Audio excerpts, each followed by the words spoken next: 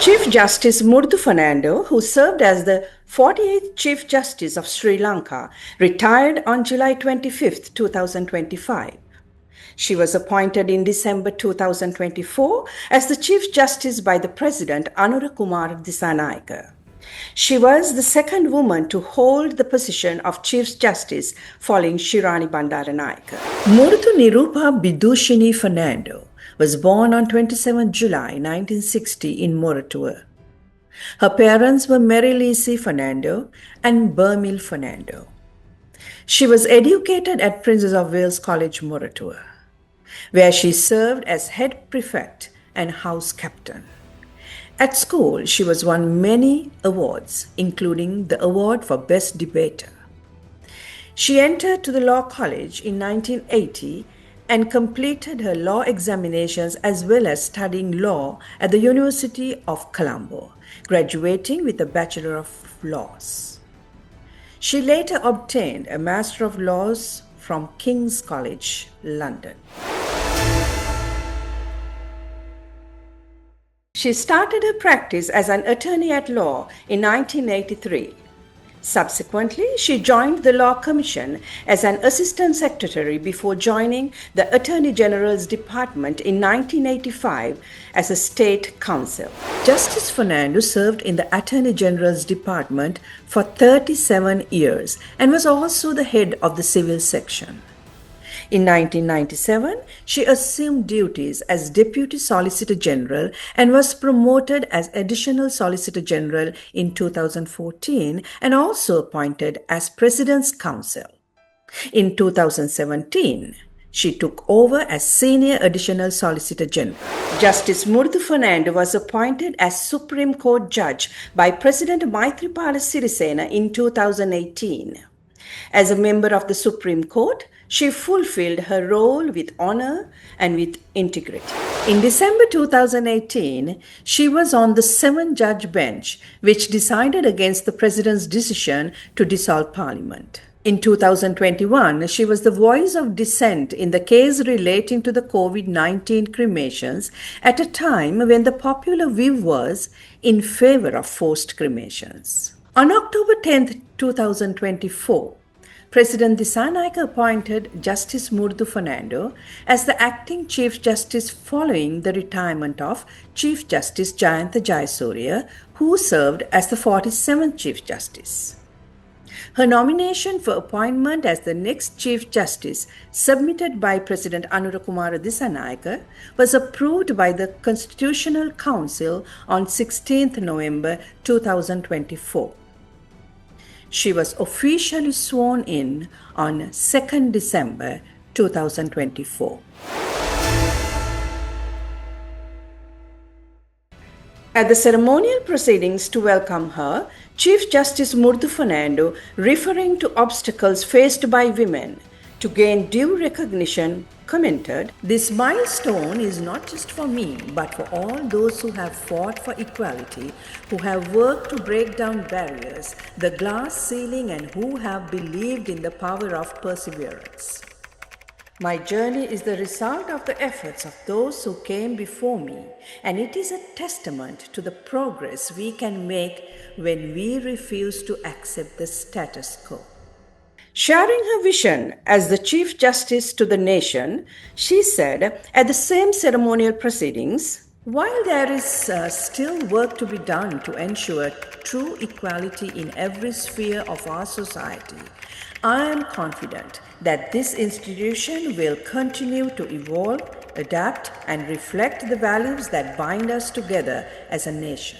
We must ensure that our decisions not only adhere to the law, but also to the principles of justice, equity, and humanity." As Chief Justice, she was well regarded by other judges, many of whom appreciated her ability to have empathy, something vital for anyone holding judicial office. As a member of the class of 1980 of the Sri Lanka Law College, She was honored and recognized by her fellow batchmates of the class of 1980 at a special event last year. Chief Justice Murdu Fernando participated at the event with her husband Sasanka and had an enjoyable time with her batchmates at the law college. She was destined to reach the topmost branches of the legal profession. Accordingly, she topped the batch in the final year and now has been crowned with the topmost position in the legal profession as the 48th Chief Justice of Sri Lanka. My friends, that is why we are gathered here to felicitate and celebrate this greatest achievement of our batchmate. And from the first year itself, she showed the signs of a great lawyer in making.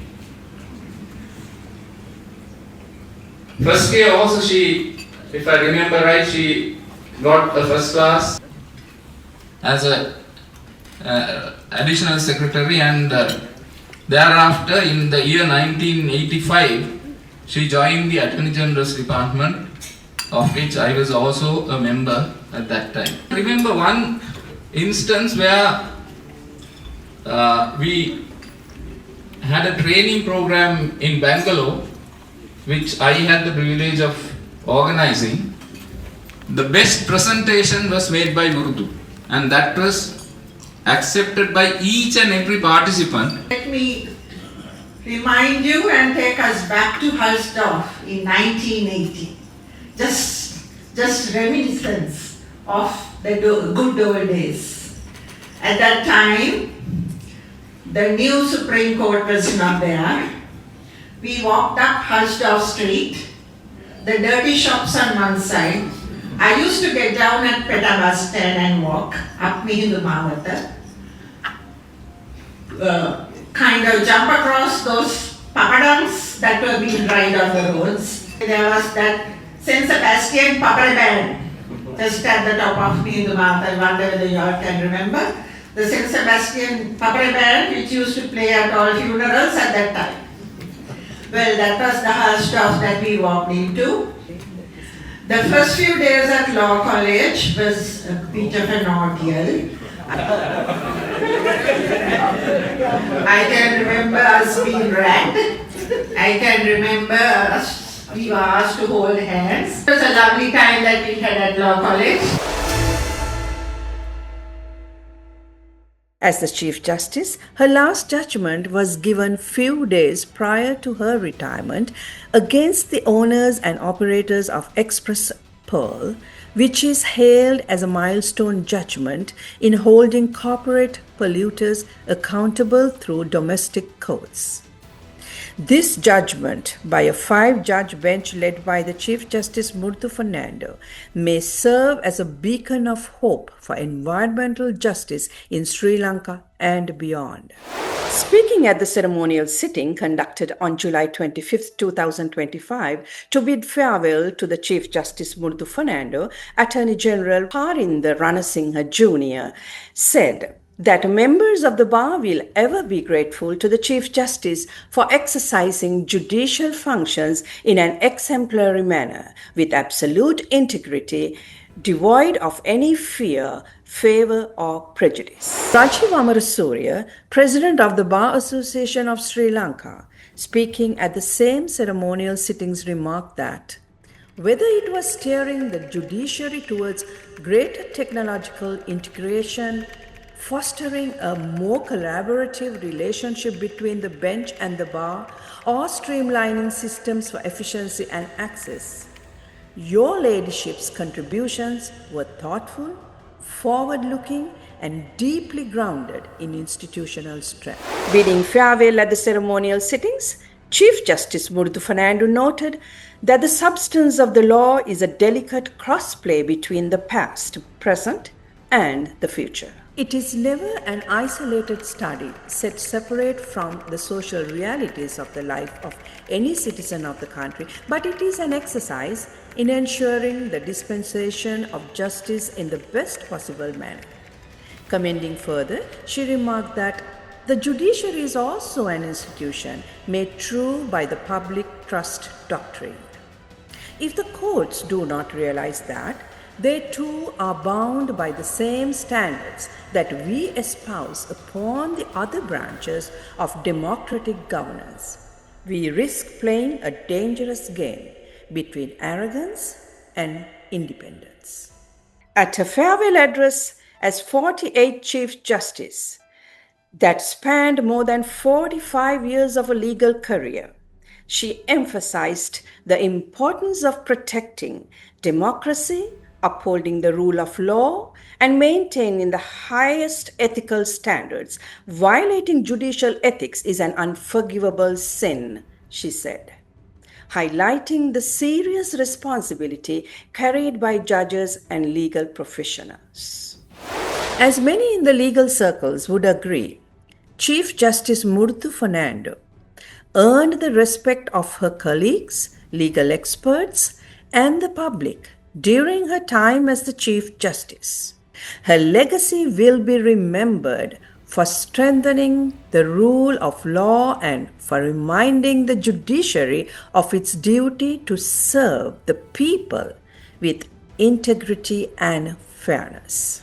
She summed up all her work in her legal career saying in her farewell speech, "I have fought the good fight. I have finished the race. I have kept the faith." On a personal note, Murdu, it is my great pleasure to recognize your valuable service to our country, and especially as a person who comes from Moratuwa and our alma mater, Princess of Wales College. You brought honor and pride to our hometown and to our school, and I thank you for that. Wish you all the very best, Murdu.